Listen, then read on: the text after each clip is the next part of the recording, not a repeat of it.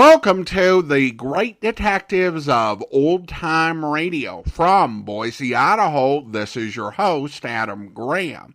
If you have a comment, email it to me, box13@greatdetectives.net.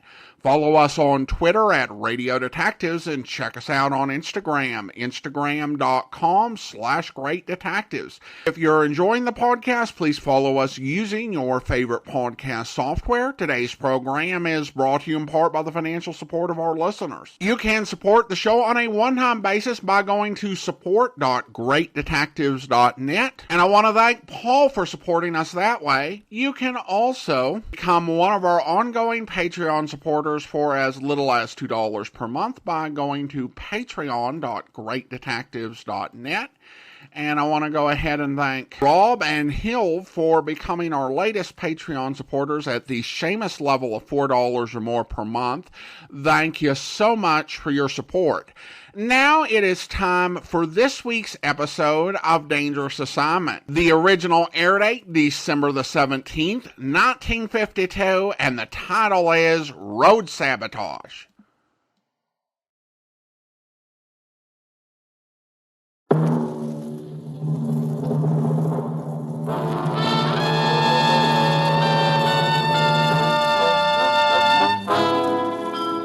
Dangerous Assignment. Transcribed starring Brian Donlevy as Steve Mitchell.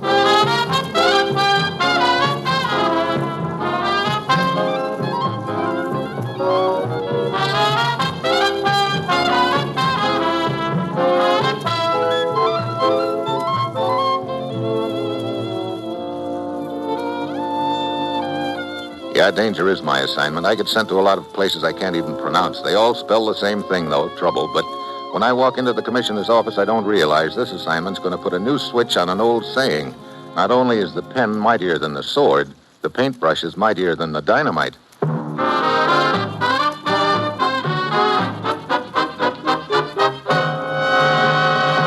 Morning, Commissioner. You sent for me? Steve, back in 1948, the Turkish government embarked on a vast road-building project. A 9-year program was laid out, an agreement made with our government on financial aid. Sure, we've also sent a lot of our engineers over there. Right. The Turkish people have shown concentrated effort and determination in building these roads. Despite the handicaps, lack of industry, experience, difficulty of the terrain, the work has moved ahead on schedule on all fronts. All but one. Trouble? Nothing but trouble, Steve.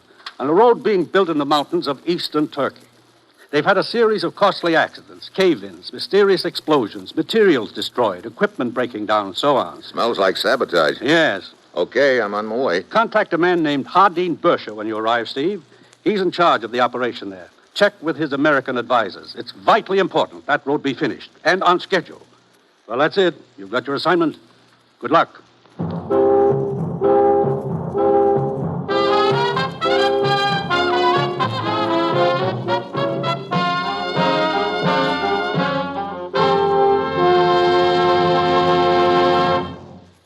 The National Broadcasting Company is presenting Dangerous Assignment, starring Brian Donlevy in the role of Steve Mitchell, colorful two-fisted government agent.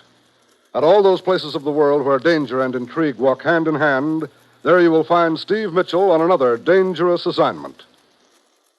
Comedy entertainment is what NBC features each Tuesday evening on this station.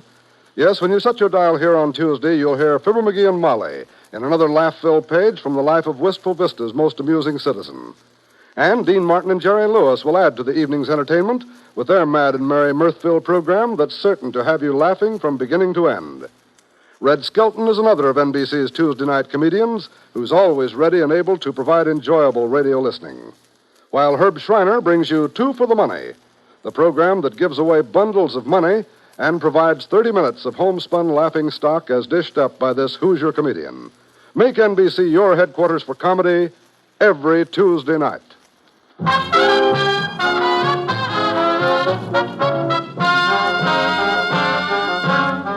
Sure, I've got my assignment. Get over to eastern Turkey and find out who's throwing a monkey wrench into a road-building program we're helping to finance and supervise. It's late Thursday afternoon when my plane lands at the airport in Sivas, some 300 miles east of Ankara.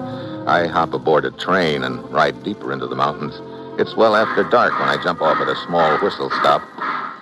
The station is deserted, almost. In the dim light at the far end of the platform, I see a parked Jeep, and leaning against the front fender is a small, slender gent dressed in khaki and field jacket.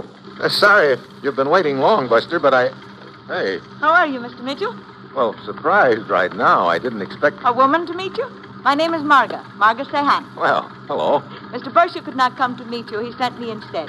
Just throw your suitcase in the back there. Okay. All right. Let's roll, huh?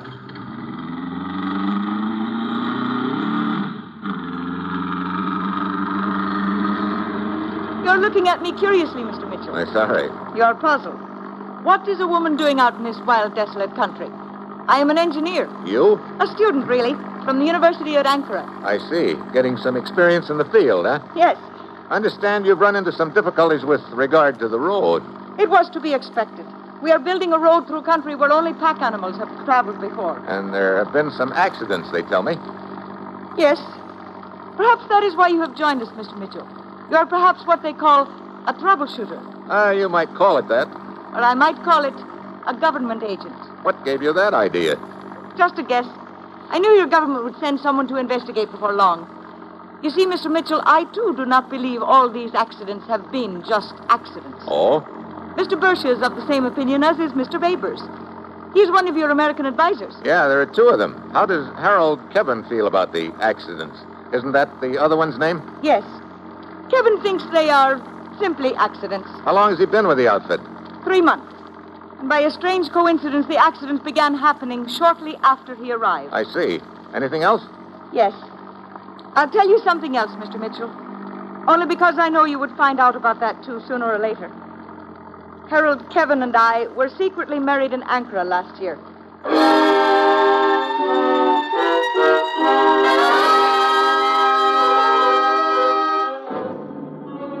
Well, after that, the conversation drops to zero. We ride in silence for the next hour, grinding, bouncing over the road, climbing higher and higher into the mountains. Finally, Marga wheels the Jeep into a clearing, a shelf dug into the side of the hill where some other trucks are parked. We walk to the edge of the canyon and look down. A dozen or more floodlights illuminate the work area below. Tents, tool sheds, bulldozers, and other equipment. And rising out of the canyon floor are huge pillars of concrete and steel. The night shift has been abandoned. Lack of material and equipment. What's being done about it? A train is on its way from Sivas now, loaded with more than enough material for us to resume a full schedule. More trucks, tractors, cranes, spare parts, and so on. Good. Well, let's get down there. We go it on foot from here? Yes, down this path. Come along. This is the farthest point your road has reached? Yes. Just a moment, Mr. Mitchell. Yeah, sounds like... Hey, look out. Get back. Oh! I reach out, pull Marga off the trail as the first of the huge boulders roars past us. Thank you. Thank you, Mr. Mitchell. You okay? Yes, I'm all right. Brother, that was a little too close for comfort. Another, shall we say, accident. Yeah, earmarked for me, looks like. Hello? Hello up there? The noise has attracted the camp. Hello? Martha, you okay? Yes! Who is that down there? Okay. Who's that? Abers, one of the American advisors. The man with him is Mr. Bursha. Come along. Hey, you two start that ruckus up there? No, Mr. Abers, we did not. You are not harmed, my dear. Not harmed. This is Mr. Mitchell, Mr. Bursha, Mr. Abers. Mr. Bursha? How do you do, Mr. Mitchell? Abers? Glad to have you with us. Marga, is not Mr. Kevin with you? Why, no. I had not seen him for some time. Mr. Abers, have you seen him? No, not for a couple of hours. Marga, we better see what damage those boulders caused. Of course. Good night, Mr. Mitchell. Night. If there's anything I can do to help you get settled, Mitchell, let me know. Sure, Abers. Those rocks, Mr. Mitchell. No accident. You're telling me. Look, Mr. Bursha, just who knows why I'm here? No one but myself. The others think you are an engineering consultant. Marga doesn't.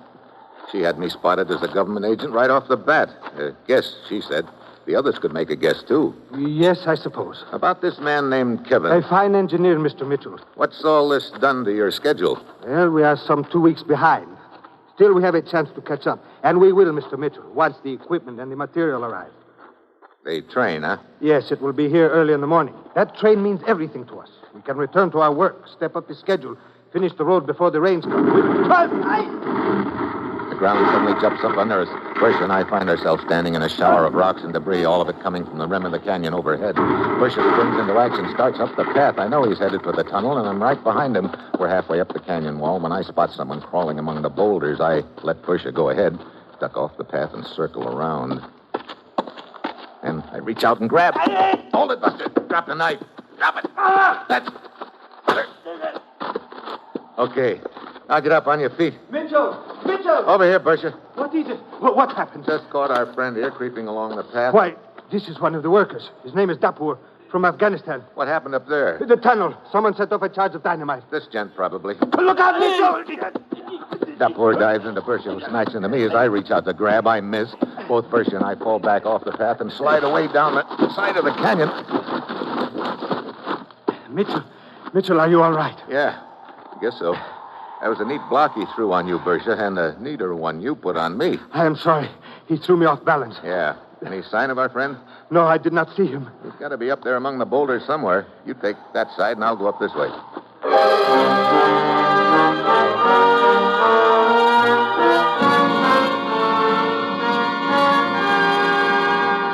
I spend the next 10 minutes poking around the boulders along the canyon wall, but there's no sign of Dapur. I finally go back down to the canyon floor and find a group of workers getting ready to start up the path to the tunnel. In their lead is a tall, lanky American who should be the other engineer, Kevin. All right, men, let's go. On the double. Hey, Kevin. What? Oh, hello. You must be Mitchell. That's right. I'd like to talk to you, Kevin. Oh, sure. Get going, men. Be right up. Sorry I wasn't around to welcome you, Mitchell. I know. You were out for a walk. Yeah, that's right. Heard the explosion and came back. Bursha told me what had happened. Oh? When did you see him? Just a few minutes ago. He's around here somewhere. What's the matter? What are you staring at? Up there, that cable stretching across the canyon. Oh, that. Just a small bucket car we use to haul stuff from one rim of the canyon to the other. Yeah. The car is moving, headed away from the tunnel. Oh, yeah, so it is. Wonder who's using it. Moving very fast. I think we can just about make it.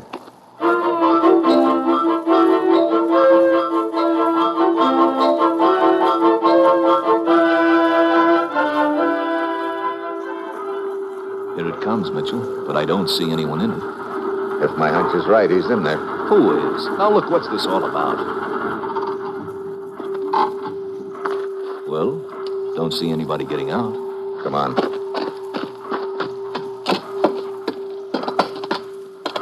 Well, looks like my hunch was right, Kevin. Who is it? Our friend Dapur with a knife in his back.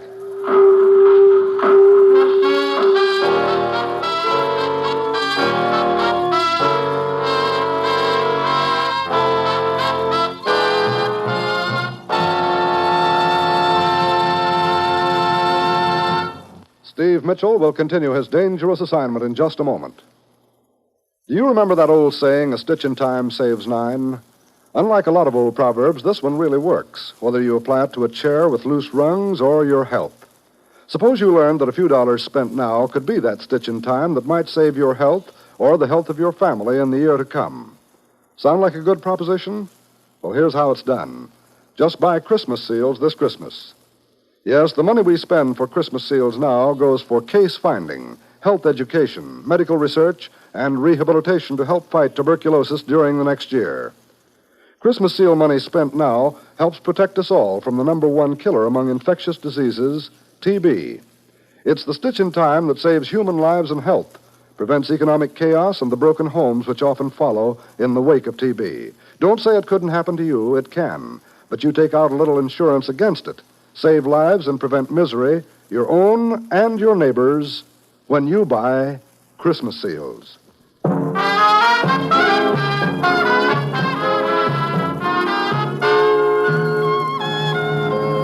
Now back to Dangerous Assignment and Brian Donlevy as Steve Mitchell.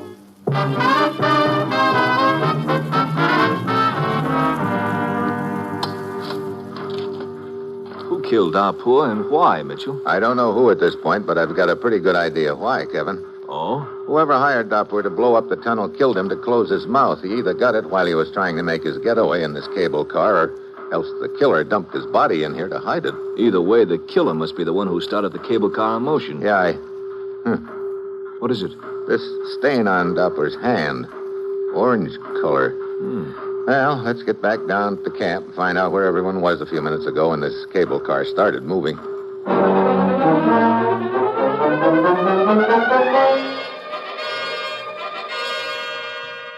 I quite agree, Mitchell. We should all furnish an accounting of our whereabouts during that period of time when Dapoor was murdered. Well, we might as well start with you, Mr. Bersha. Very well. I think I can help you there, Mitchell.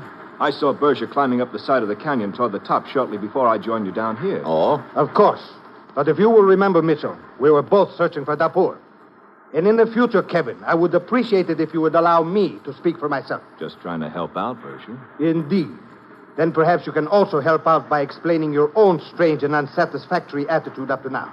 What are you talking about? Calling these incidents which have occurred merely accidents when we all know better? Now, just a minute, Look, Bersha. What do you... look, calm down, both of you.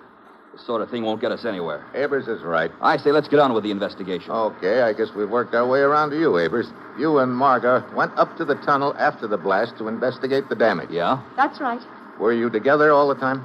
Well, matter of fact, no. We were separated for a few minutes as we inspected the scene of the blast. I see. Okay, the way it adds up then, shortly before I spotted that cable car moving across the canyon up there, Bersha was somewhere near the top on one side. Marga and Abers were somewhere near the top on the other side. Now, which side is the cable car controlled from? There's a switch at each end. Oh, great. Kevin omits one very important fact, Mitchell. What's that, Bersha? It is true there is a switch at either end up on the rim. But where was Kevin at the time? I told you, I was down on the floor of the canyon. Mitchell saw me there. That's right. He was organizing a work party near the construction shack. Then it might interest you to know there is a master switch in the shack. It also controls the cable car. What? Okay, so what? I'd forgotten about the master switch. Well, this is just dandy. Any one of you could have killed Dapoor and started the cable car.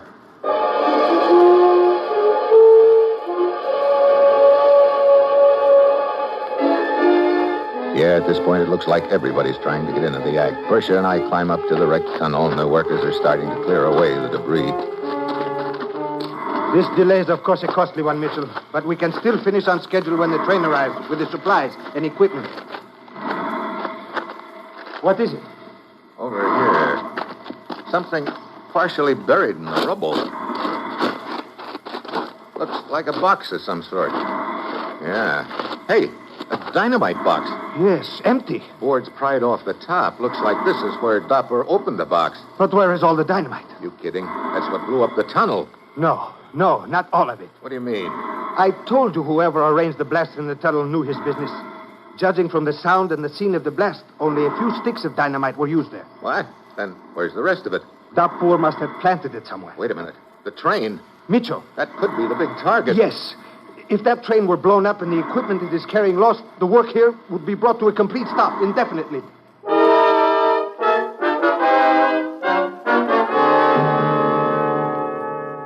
What? What's that? How long ago? Very well.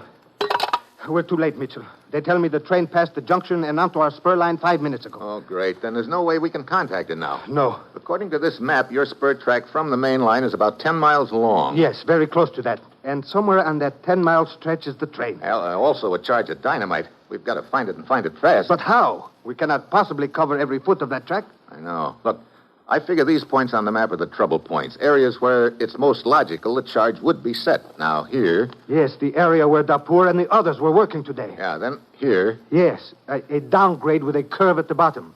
Then over here, a new bridge. And this tunnel here. Okay, have Abers, Kevin, and Marga take some workers and start along the track.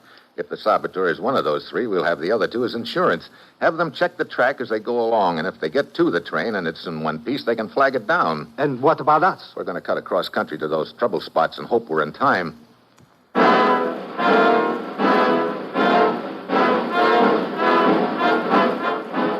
Bersha gives the necessary orders, then he and I grab the jeep and roar out of the camp. 6 minutes later, we're at our first stop, the section of track where Dapoor had been working earlier in the day. We give the area a fast frisk, but no dynamite. The railroad makes a horseshoe bend around the mountains from here. We cut across over the narrow road to our next stop, a downgrade with a sharp curve, but we can't find the charge there either. We're working against time. Somewhere in these mountains is that train, and it's getting closer every minute. We head for the next stop. We are running out of time, Mitchell. There remain only the tunnel, the new bridge, and... Wait, there is also a trestle I overlooked earlier. Oh, but the train must have passed over it by now. Hey, wait a minute, the bridge. What about it? Did you say it was new? Why, yes, it was completed just 2 days ago. Steel construction, girders? Of course. Okay, I'll drop you at the tunnel. I'm heading for that bridge. You think that... Just playing a hunch, Persia, but it better be a good one.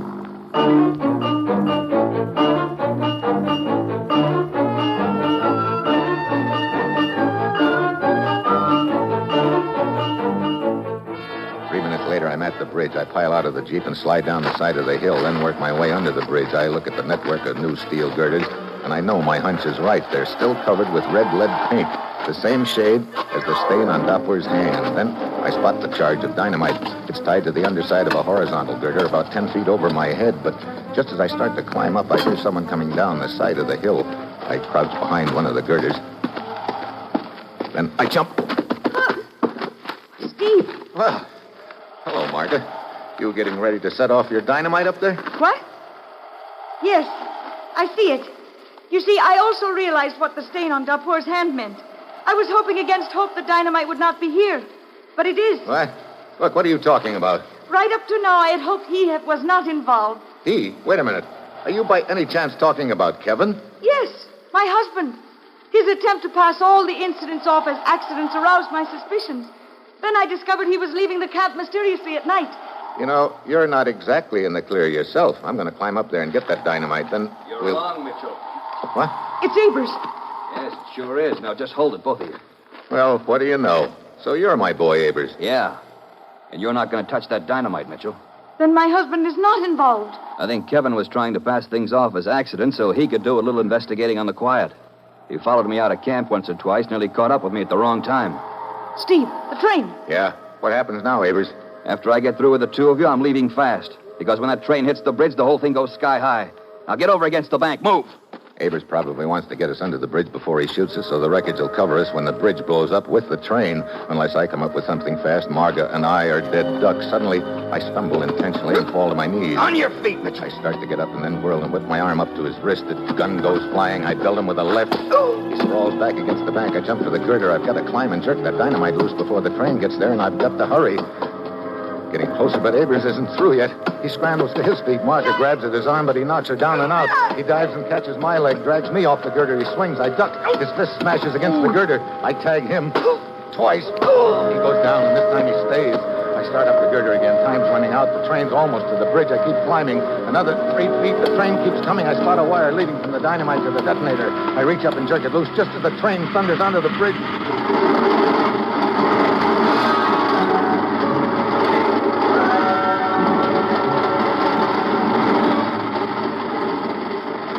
After a couple of minutes, I climb down to the ground just as Marga gets to her feet. Oh, thank heaven, Steve. If you hadn't jerked that wire loose when you did. Yeah. Hadn't been for that streak of red lead paint on Doppler's hand, I wouldn't have been here to jerk the wire loose. That's right. It was fortunate you realized what that stain was. Yeah. Matter of fact, you might call it a red letter day for me.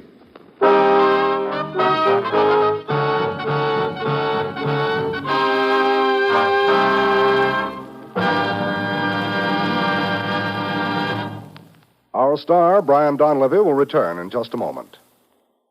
Here's a reminder about NBC's stellar Sunday lineup of superb programming. Each Sunday evening, you'll want to tune this station for one of the finest comedy shows on the air, the Phil Harris-Alice Faye Show. There's mirth and music as Phil and Alice are joined by Julius Abruzio, Elliot Lewis, and Brother William to bring laugh-filled listening for 30 enjoyable minutes. It's truly top comedy entertainment, so be sure to join us Sunday for the Phil Harris-Alice Faye Show. And remember to tune to NBC for Theater Guild on the Air. For on Theater Guild, you'll always hear top stars from Hollywood and Broadway in great dramatic presentations. So be sure to hear Theater Guild Sunday. In the mystery section of NBC's Sunday schedule, there's both Dragnet and Barry Craig, confidential investigator. Dragnet is the true story of your police force in action, the suspense-filled presentation of real police case from crime to punishment. So add this all up and you'll find that it spells great entertainment. Entertainment that's yours for the listening each Sunday on NBC.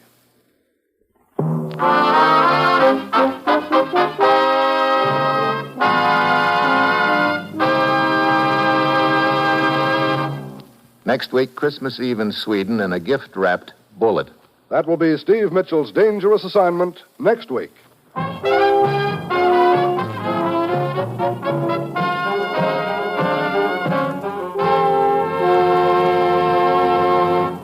Included in tonight's cast were Vivi Janiss, Herb Ellis, Jan Arvan, and Peter Leeds. This is John Storm speaking.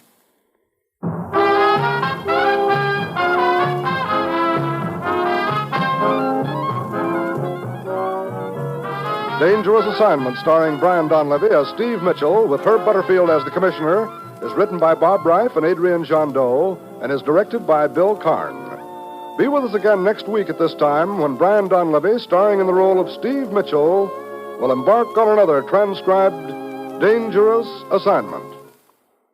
Tomorrow, hear both Father Knows Best and Truth or Consequences on NBC.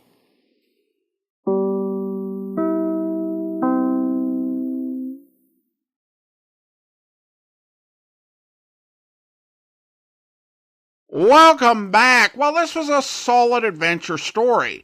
The thing with Steve Mitchell is if you give him a problem and a ticking clock, he does rise to the occasion. One difference I've noticed between Dangerous Assignment and The Man Called X is that when The Man Called X featured women in traditionally male fields, it was rarely commented upon. And I think on Dangerous Assignment, Steve Mitchell comments on it all the time. Well, now we turn to listener comments and feedback, and this one comes regarding a series we played a while back, Casebook of Gregory Hood, which is now playing on our Volume 2 feed at volume2.greatdetectives.net.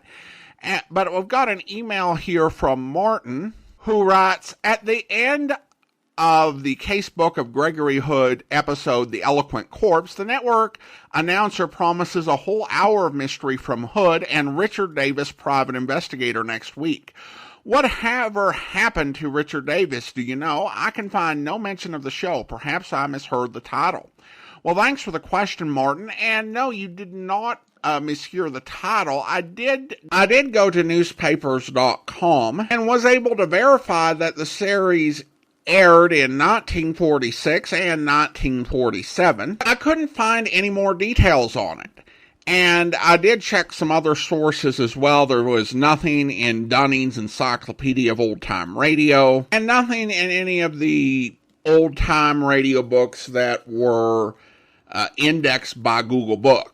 And so, essentially, like so many series, Richard Davis, Private Detective, is a lost series. I couldn't even find any information as to who starred in it. And there are programs like that you'll hear an ad for them on a program. The first one I remember was the series County Sheriff. I was listening to Abbott and Costello over ABC, and they were advertising the series County Sheriff, and I thought, wow, that sounds like a great series. And I checked and found no episodes in circulation. And not too long ago, I remember on one of the Mutual shows, I think of the mid-50s, I heard an ad for a series called Brooklyn Cop.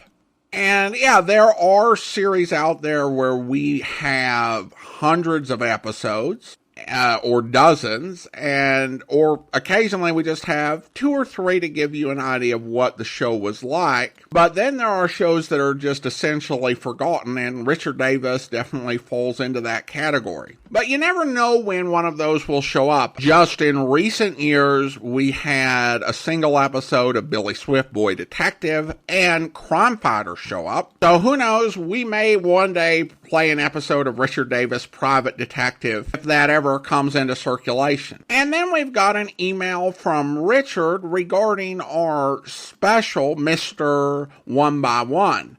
Hi, Adam. I listened to Sunday's podcast when you were on about Australian currency. Yes, up to 1966, the Aussies used the Great British Pound Sterling, not their own version. As I had said on the podcast, so I was mistaken. A lot of Commonwealth countries held on to the pound as their currency, some even after independence, as it's a lot easier than running your own central bank. The Aussies decided that for some reason, 4 pence to a groat, 3 groats to a shilling, and 20 shillings to a pound was not for them, and decided to go with $1 worth 10 shillings, or $2 equals 1 UK pound. Australian small change was the same size and weight as it was in the UK, though with different designs, and they retained some of the coins after decriminalization, so a shilling was still legal tender worth 10 cents. Gradually, the old coins were called in and replaced. I visited in 1997 and found a 1955 sixpence in my change, which apparently was as rare as hen's teeth by then. Personally, I think they made a mistake by going for the dollar. The cent has become almost worthless through inflation, and even by 1997, there were no coins smaller than 5 cents. If you went to a shop and the bill came to something not a multiple of 5 cents, the bill would be rounded down if you paid cash. They should have stuck with the pound, even if they broke the link with the sterling, but we learned from their mistake. Incidentally, possibly the most unlikely country to use the sterling was Ireland, given that they broke away from the UK in what was little short of a revolution. Yet they used the sterling until 1978, 57 years after independence, using their own pound, until 2002 when the euro began to be used as a day-to-day currency. All very dull, but it gives you a bit of background. Hope you and the family are well, and thanks for doing the podcast. Well, thanks for the email, Richard. And it was not dull at all. We play the radio programs, and we talk about any irrelevant trivia surrounding them. And certainly the history of Australian coinage is definitely relevant to that episode. And then we have a note from Hilva, who became one of our Patreon supporters, and she wrote, "Thank you for providing outstanding content and commentary." And we have a couple of comments on the listener survey. And someone identifying themselves as Echo writes, "My dad and my uncle were big fans of Blackie. They would tell me Blackie bedtime stories when I was very little. I love these old radio shows, even though Blackie exited radio just after I made my entrance to the world. I'm loving hearing these old Blackie shows. I probably already heard this show as a bedtime story, but this is the first time I heard it broadcast.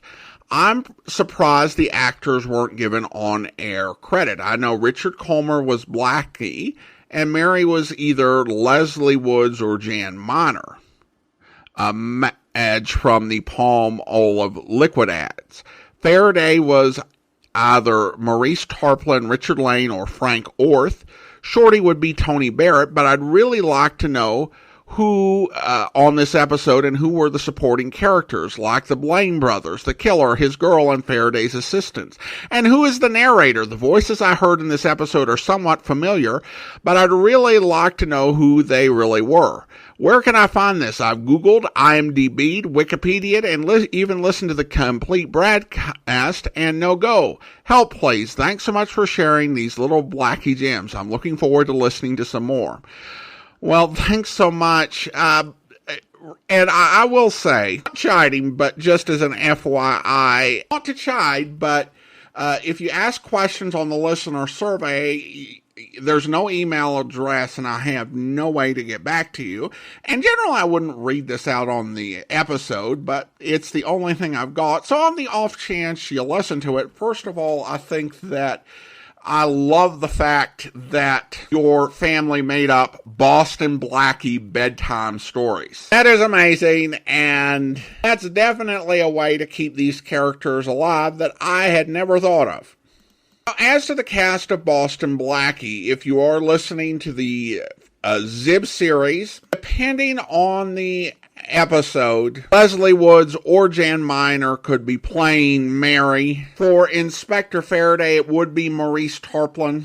Richard Lane was Faraday in the movies and in the Chester Morris radio program. Frank Orth in the TV show. In terms of the rest of it, we just don't know. They didn't do on-air credits, and there's not really a way to find the supporting cast. Usually, if you recognize anybody, it's just through recognizing them from other places. Like in various episodes, I heard Frank Lovejoy before he moved out towards Hollywood. Mandel Kramer in a few. I think there were some episodes that featured Ralph Bell, the The announcer for the series was Larry Elliott. That I can tell you, it's just down to recognizing voices. And unfortunately, there are just very few of the New York productions in the golden age of radio where they properly credited people. So unless it was in a newspaper somewhere,